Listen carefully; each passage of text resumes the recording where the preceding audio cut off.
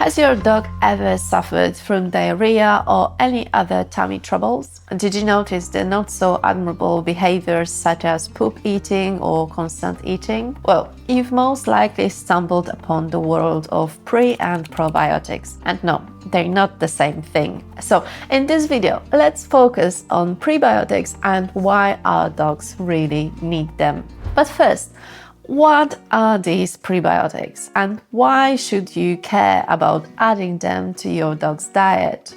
Prebiotics were first introduced back in 1995, so actually not that long ago, by Glenn Gibson and Marcel Robertfreud.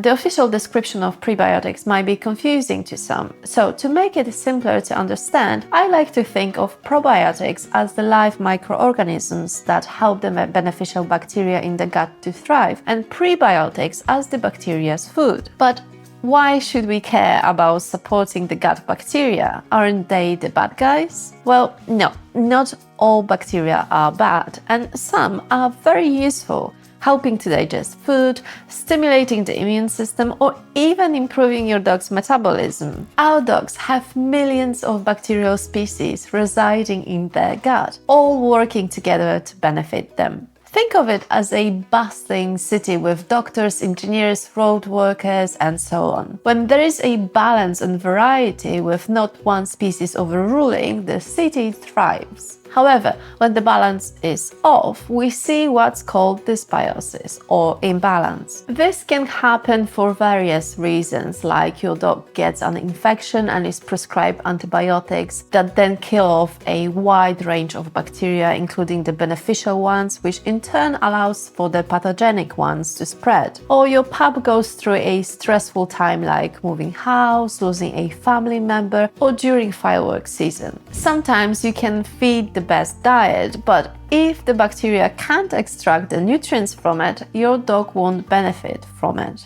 But what do bacteria eat?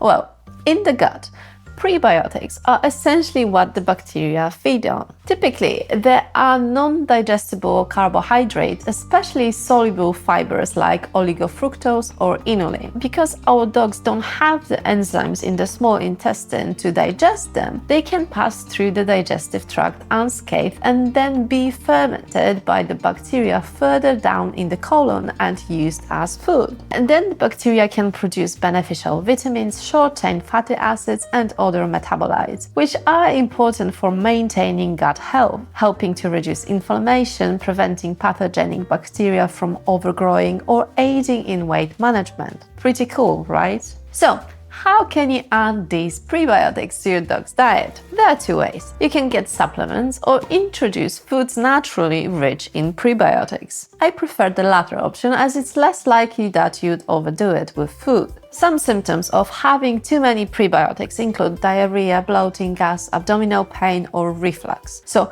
as with everything, overdoing it with prebiotics can be too much of a good thing. As I mentioned in the beginning, high-fiber foods are natural prebiotics, but it's worth remembering that even though all prebiotics are fibers, not all fibers are prebiotics. Going back to the definition of a prebiotic, to be classified as one, the food has to pass through the GI tract undigested and then stimulate the growth of the good bacteria in the large intestine and colon. Some of the prebiotic-rich foods are Jerusalem artichokes, chicory root, asparagus, garlic, unripe bananas, mushrooms, broccoli, fennel root, apples, dandelion greens, or oats. All of these are safe for our pups. Just research the best way of serving them, as some might need to be cooked and blended. Over 70% of our dog's immune system reside in their guts. This is why supporting the beneficial microbes that live there is so important. And prebiotics play an important role to keep our dogs living their best lives. What are you doing to look after your pup's microbiome? Let me know in the comments below.